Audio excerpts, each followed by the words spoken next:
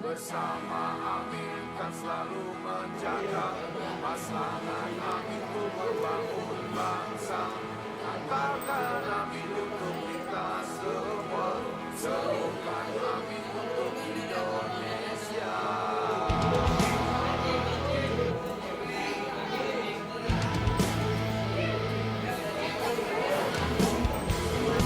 Haji Miftahudin STMP. Yang terhormat Ibu Hajah Kusmarini SAG MPD. Yang terhormat Bapak Lutfi Hasanal Bolkiah MIP. Yang terhormat Dr. Muharram Yang Melar MPD. Acara pertama marilah kita buka dengan menyanyikan lagu Indonesia Raya. Hadirin dimohon berdiri. Indonesia tanah airku, tanah tumpah darahku. Di sanalah aku berdiri, jadi pandu ibuku.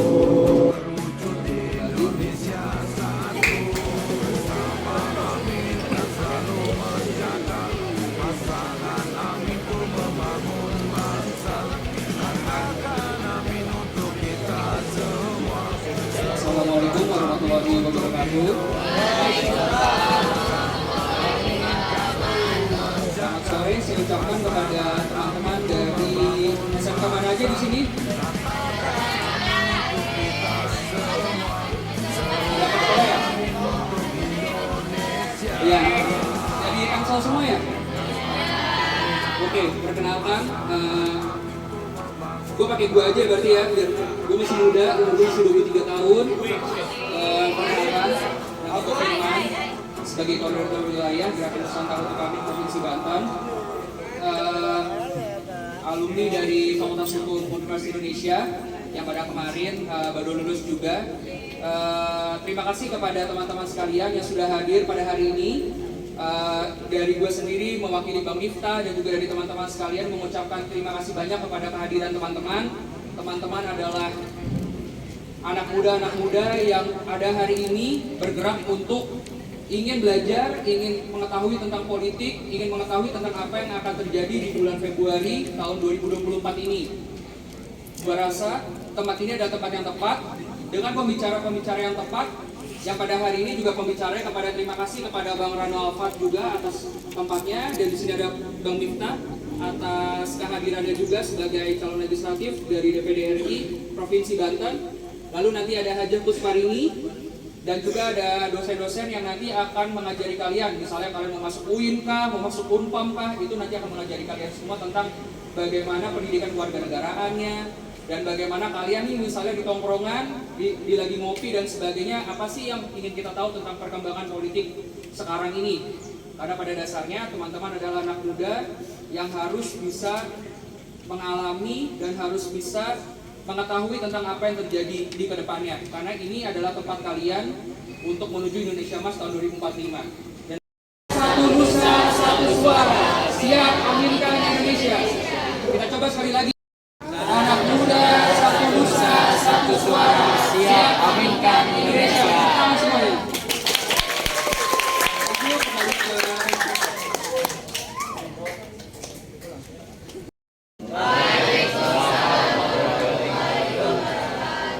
Alhamdulillah wassalatu wassalamu ala asrofil anbiya'i wal mursalin wa ala alihi wa sahbihi ajma'in. Yang saya hormati di depan kita ada ini sebelah kiri saya Bang Rato. Ini mewakili Bang Rano ya, yang tadi sudah ada dilihat anggota DPR RI. Ya. Pengen nggak jadi anggota DPR? Nah, sebelah kanan saya Bang Firman, ini sebagai koordinator wilayah Banten untuk relawan Nusantara. Ya, saya dari perkenalkan, nama saya Miftahudin. Ya, nah ini kesempatan sangat berharga dengan bertemu dengan adik-adik sekalian generasi emas tahun 2045. Jadi 2000 tahun 2045 negara ini akan dipengaruhi kebijakannya oleh umur-umur Anda hari ini. Mungkin hari ini Bang Rano, saya, ataupun Pak Atok dan Mas Firman itu yang mengisi kebijakan-kebijakan politik atau kemudian memperjuangkan kebijakan-kebijakan politik untuk demokrasi di Indonesia. 2045 maka teman-teman lah yang akan mempengaruhi kebijakan politik Indonesia yang akan datang. Jadi pentingnya pendidikan politik sekarang sebagai basic dasar. Oh, nanti negeri ini harus ada yang ngurusi, ya, negara ini harus ada yang menjaga, negara ini harus ada yang memperjuangkan. Kenapa? Tanpa sebuah negara kita tidak jadi bisa berbuat apa-apa. Dengan adanya sebuah negara, maka kita punya hak sebagai manusia yang kita tinggal di tempat yang kita tinggal. Kalau kita tinggal di sini sekarang nih, kita tinggal di Indonesia, di rumah kita masing-masing punya KTP dan sebagainya, bisa sekolah, bisa nonton, bisa bermain dengan bebas gitu ya, tanpa ada halangan, tanpa ada persyaratan-persyaratan yang harus dilalui oleh kita, karena kita berada di negara kita sendiri yang merdeka. Dulu ketika negara kita belum merdeka, sedikit sekali anak-anak seperti ini bisa sekolah. Jadi kita berada di negara yang belum merdeka itu tidak bisa berbuat apa-apa.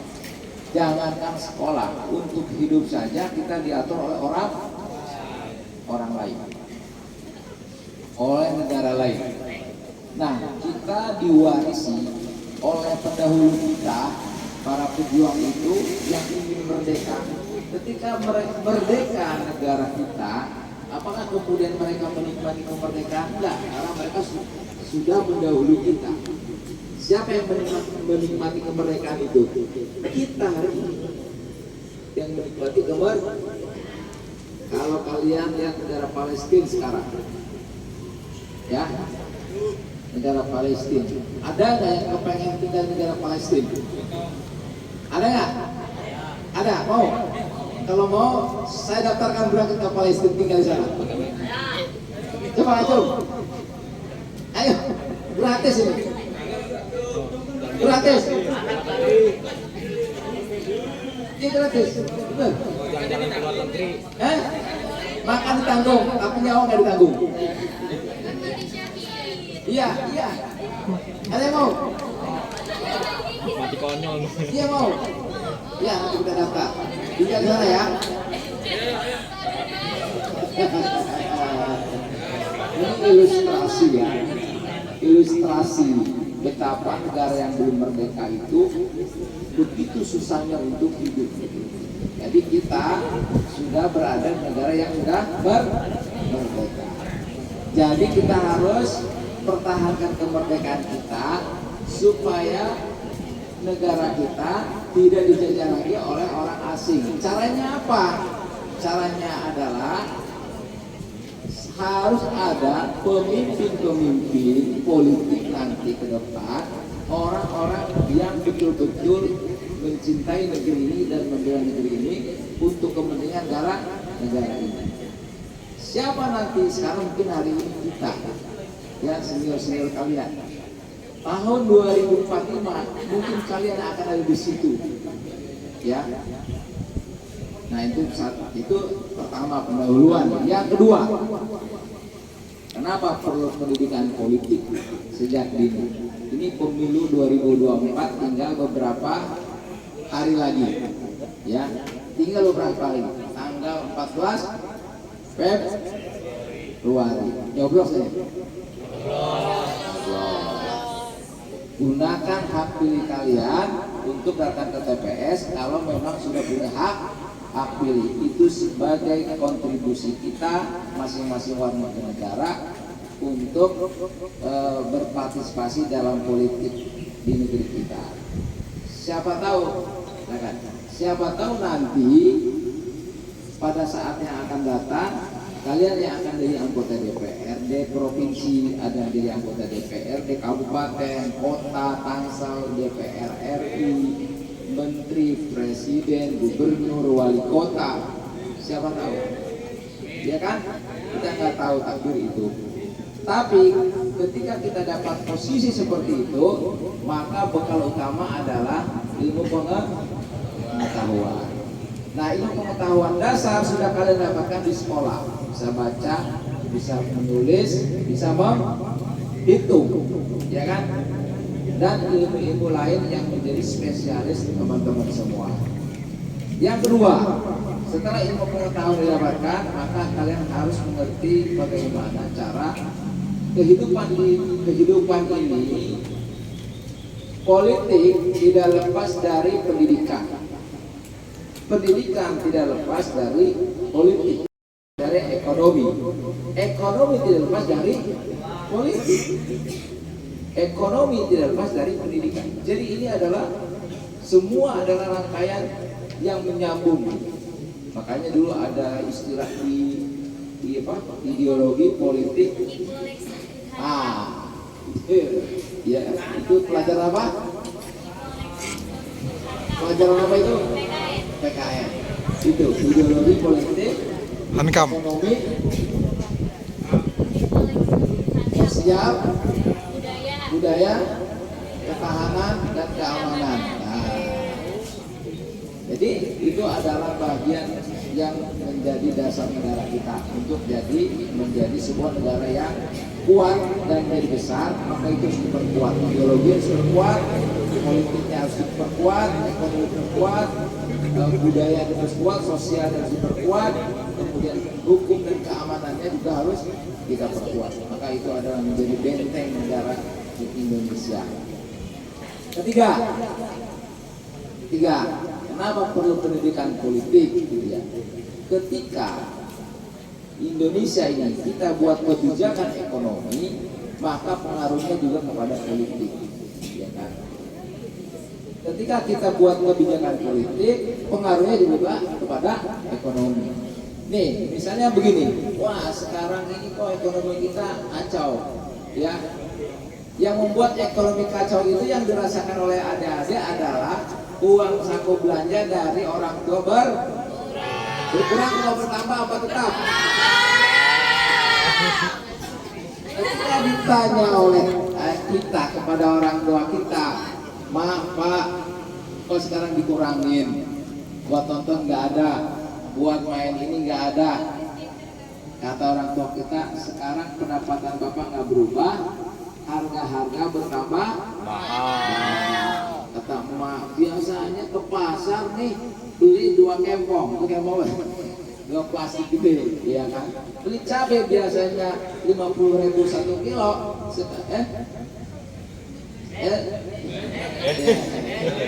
ternyata mahal harganya. Tapi orang tua tidak akan menceritakan itu kepada kalian, bagaimana kesulitan itu. Yang penting bisa sekolah, bisa makan, tapi uang jajan untuk kemana-mana dibatasi. Karena pengaruh ekonomi itu juga berpengaruh kepada politik. Nah, kemudian ini tahun politik ini kita memilih pemimpin, memilih presiden, memilih wakil presiden, memilih anggota DPR RI, memilih anggota DPD, memilih anggota DPRD provinsi, memilih DPRD kabupaten kota. Ini tahun politik. Mereka itulah nanti yang jadi presiden, maka dia menentukan kebijakan ke arah ekonominya. Presiden, produk politik adalah anggota DPR, produk politik adalah anggota DPD RI dan DPRD kabupaten dan provinsi. Itu adalah produk politik. Kalau produk politiknya bagus, maka kebijakan ekonominya pasti bagus. ke situ. Jadi kalau teman-teman nih adik-adik nggak kritis memilihnya, asal milih, maka produknya jadi asal-asalan. Iya kan?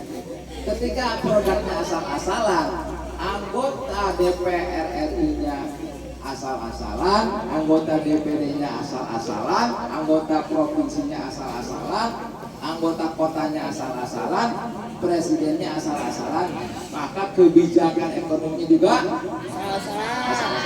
Ujung-ujungnya kita yang kena. Jadi ini seperti sebuah lingkaran ya adik-adik. Jadi nggak bisa dipisahkan. Bodoh amat mau siapa kayak presidennya, mau siapa kayak DPR-nya, nggak ada peduli. Itu salah.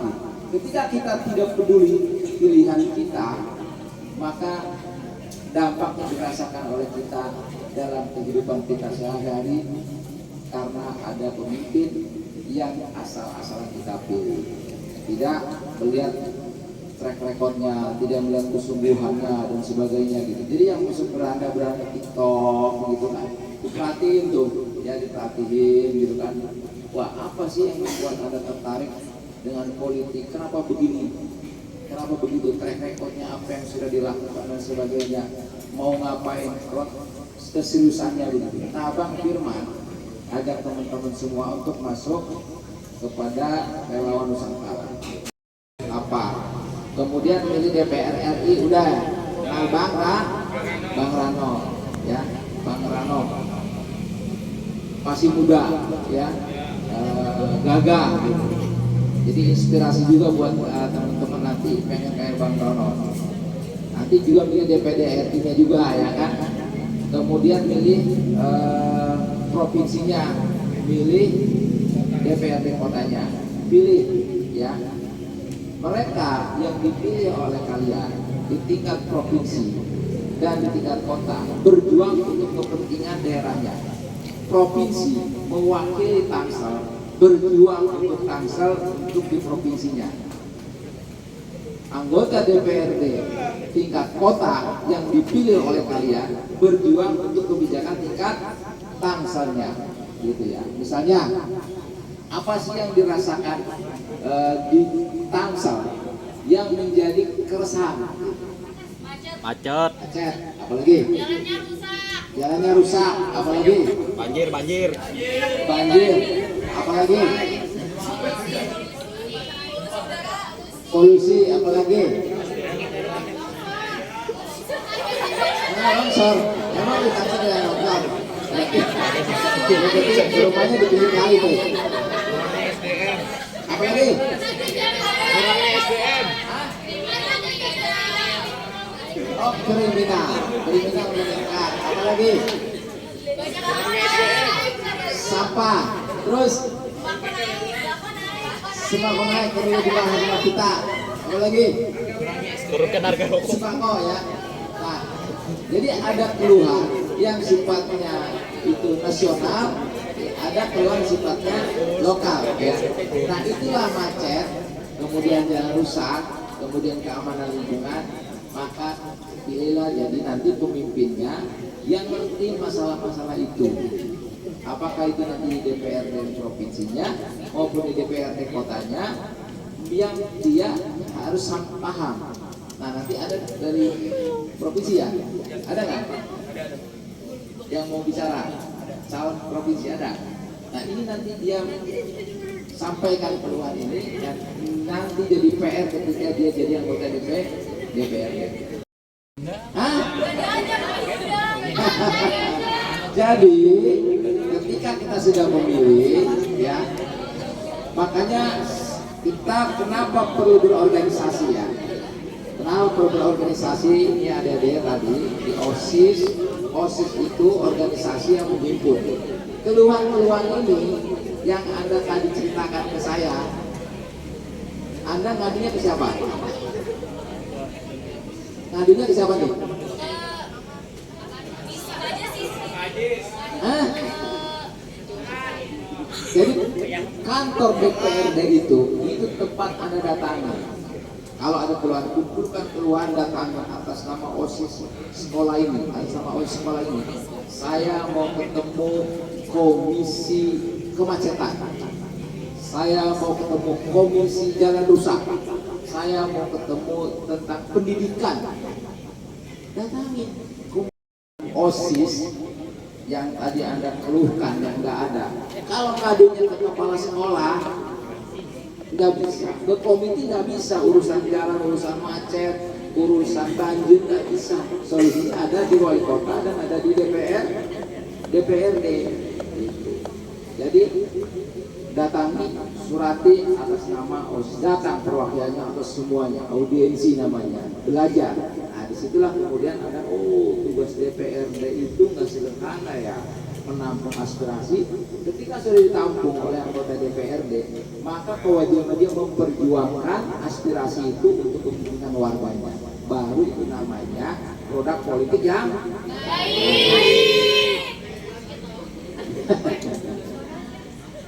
Oke ya, paham ya? Pentingnya politik, paham ya? Jadi nggak bisa tuh asal bodo amat begitu. Kalau bodo amat begitu, kemudian sekarang kita dapat dampaknya, nggak boleh protes, ya kan? Ketika Anda nggak ikut milih, Anda nggak peduli dengan politik, nggak ikut memilih, nggak ikut seleksi calon pilihan, terus menerima dampak kebijakan politik yang buruk, Anda protes, karena Anda yang nggak ikut berpartisipasi. Tapi kalau kita sudah ikut berpartisipasi, sudah ikut memilih, sudah ikut berproses, kebijakan yang tidak sesuai, Anda boleh protes. Ini paling kencang nih protes. Calon politikus. Baik, ini Ibu siapa?